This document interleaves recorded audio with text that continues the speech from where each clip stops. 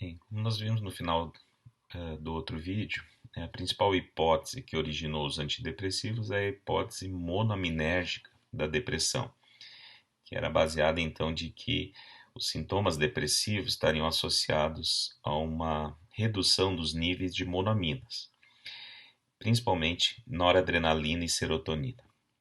E aqui então eu apresento, diferentes classes de fármacos antidepressivos e o seu mecanismo de ação, ou seja, como eles atuam no sistema nervoso central. Por questões didáticas e de tempo, nós vamos focar em duas classes de antidepressivos que são as mais utilizadas. Os antidepressivos tricíclicos, que incluem a imipramina, a amitriptilina e também a nortriptilina, e os inibidores seletivos da recaptação de serotonina. Então, nessa imagem, passa uma ideia de como eles atuam, qual o seu mecanismo de ação. Aqui nós temos um neurônio, que pode produzir ou serotonina ou noradrenalina, liberar esse neurotransmissor na fenda sináptica para atuar nos seus receptores específicos. Baseado na hipótese monoaminérgica da depressão, existiria então uma redução nos níveis desses neurotransmissores e, consequentemente, uma menor ativação dos receptores para noradrenalina e serotonina.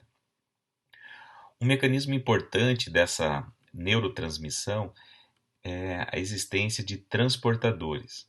Então, esses transportadores estão localizados no próprio neurônio pré-sináptico, que produz o neurotransmissor, e é capaz de recaptar, então, as moléculas dos neurotransmissores.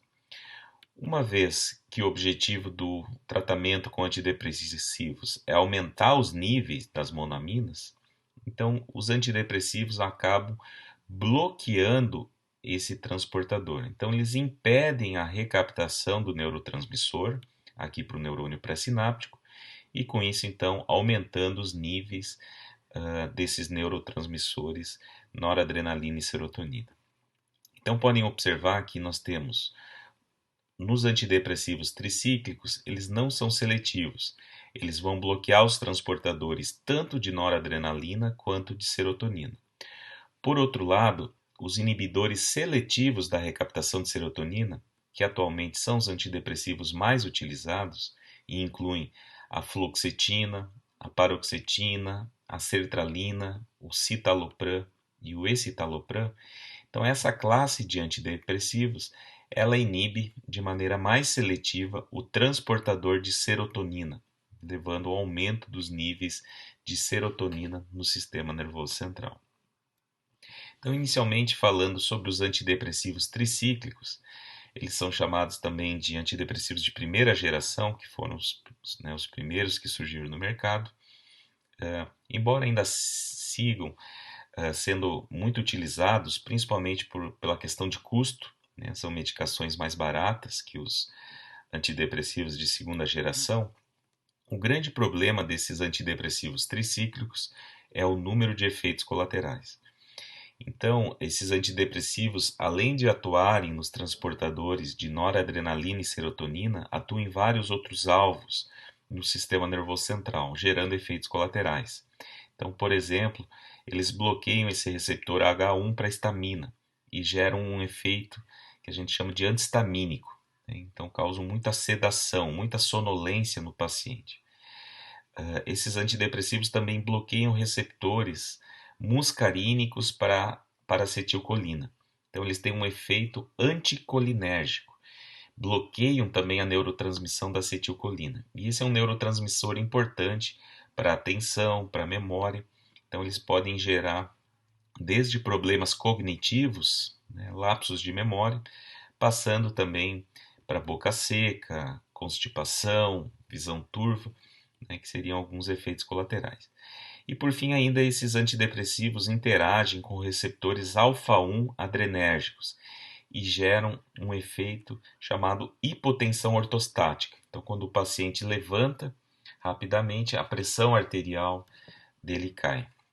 E alguns desses antidepressivos ainda interferem, com funções cardíacas, então sendo contraindicados para pessoas que têm problemas cardíacos. Então, nessa tabela, né, estão resumidos alguns desses principais efeitos colaterais. Então aqui nós temos exemplos, né, de antidepressivos tricíclicos. Vamos pegar como exemplo a amitriptilina. Então, quanto maior o número de mais, significa que mais efeitos colaterais desse tipo o fármaco causa. Então, pode ver que esse antidepressivo tricíclico, a amitriptilina, causa muita sedação, muita hipotensão postural e muitos efeitos anticolinérgicos. Se nós compararmos com a fluoxetina, então, que é um antidepressivo da classe dos inibidores seletivos da recaptação de serotonina, podem ver que a fluoxetina não apresenta esse tipo de efeitos colaterais. Então, como nós já vamos ver, a fluoxetina ela apresenta um outro perfil, então, de efeitos colaterais. Então, falando agora um pouco mais sobre essa classe dos inibidores seletivos da recaptação de serotonina, então é comum a gente utilizar essa abreviação, né, para essa classe terapêutica, e inclui então, como eu já falei, a fluoxetina, a paroxetina, a sertralina e outros fármacos. Atualmente são os antidepressivos mais utilizados, porque além de serem utilizados no tratamento, no tratamento da depressão maior, eles também são os fármacos de escolha no tratamento de transtornos bipolares e, além disso, são usados no tratamento de vários transtornos de ansiedade.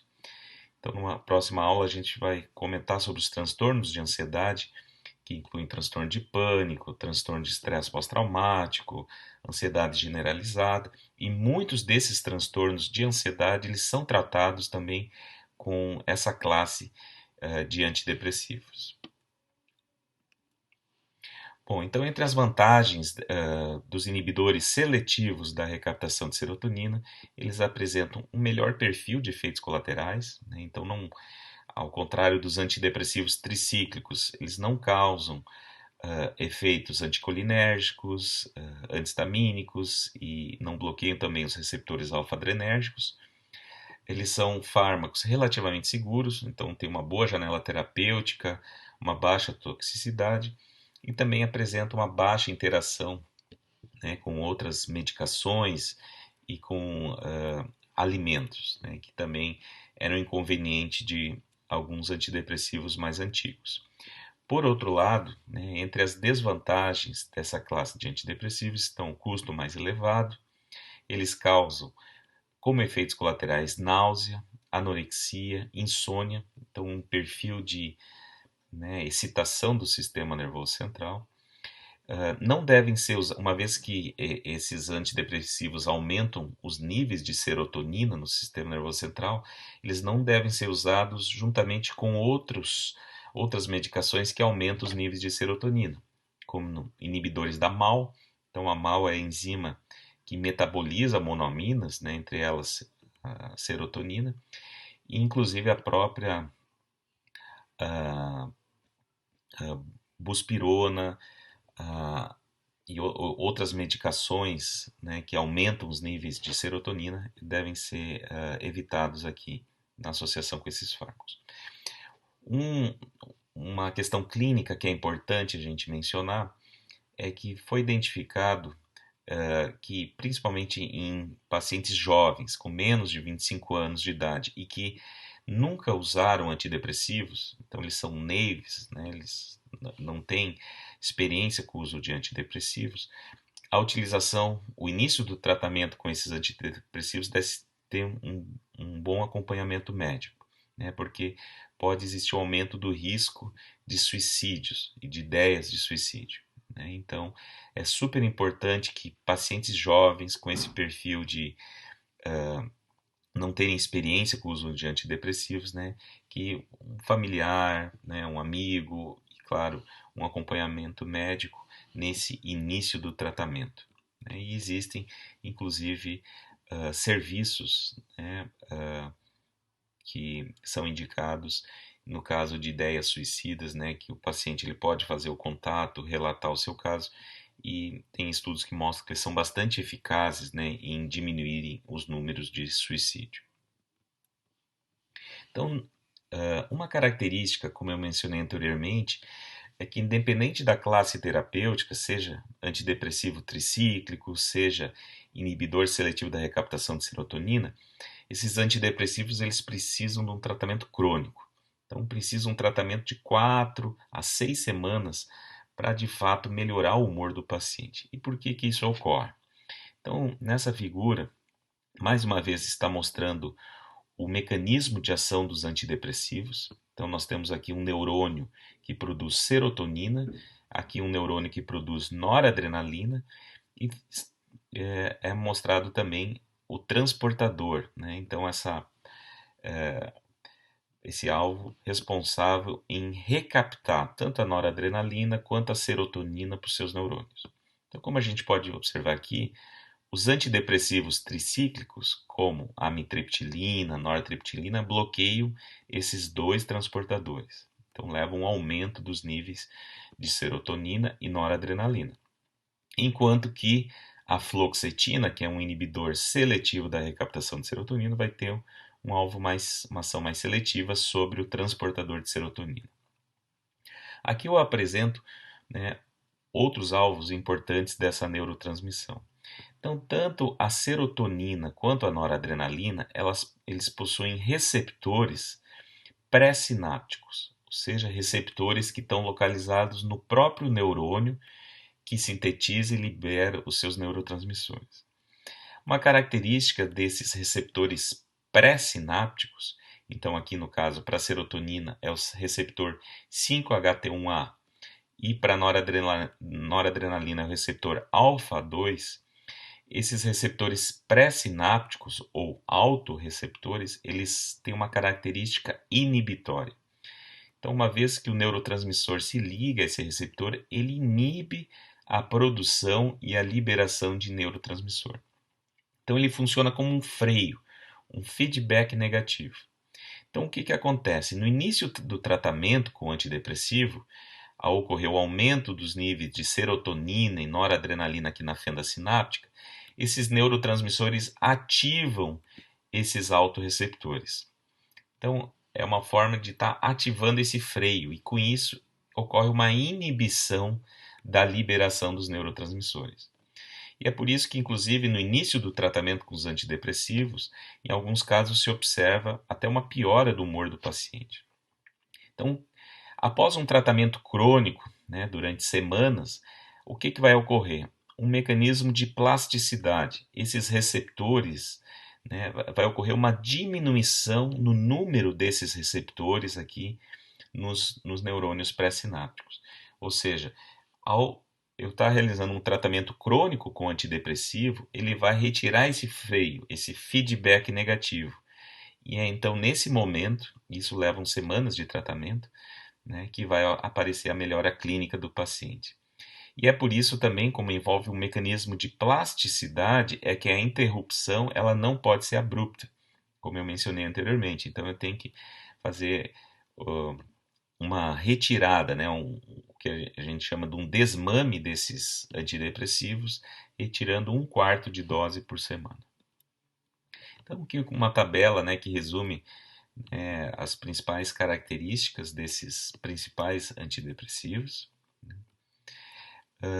E aqui também alguns efeitos, né, interações medicamentosas importantes dos antidepressivos, dos quais eu destaco a interação com o álcool.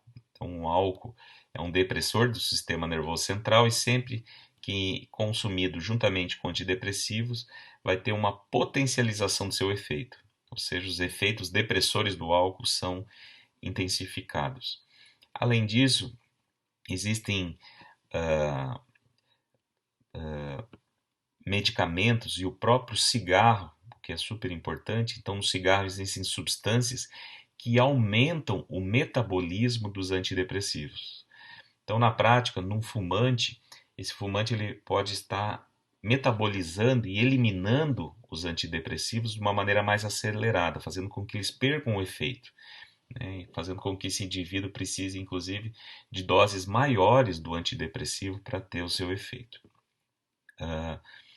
E uma outra ponto importante é que a fluoxetina, né, o antidepressivo mais utilizado atualmente, ele é um inibidor do metabolismo. Então ele acaba inibindo o metabolismo podendo ter interação com vários outros fármacos. Bom, esse é um panorama então que resume, né, o atual cenário dos antidepressivos. Então, uma demora para o início do tratamento, então é fundamental que o paciente mantenha o tratamento, né, que está 2 a 4 semanas, mas talvez até o mais realista seria de 4 a 6 semanas. Metade dos pacientes não tem uma melhora clínica, então mostra a necessidade da busca ainda de outros mecanismos, de outros fármacos antidepressivos. Se especula sobre a existência então de fatores genéticos, inclusive para essa resistência, né, aos antidepressivos. Quanto maior o número de episódios depressivos não tratados, mais refratário se torna ao medicamento. Então, o paciente vai precisar de doses maiores do antidepressivo. Então, é fundamental que o diagnóstico e o início do tratamento seja feito o quanto antes. E aqui essa questão importante, né, em pacientes jovens que não têm experiência ainda de antidepressivos, né, a necessidade de fazer um acompanhamento, né, porque esse aumento do risco de suicídio. E, por fim, a importância, né, de se retirar esses fármacos antidepressivos de maneira longa, né, longo prazo.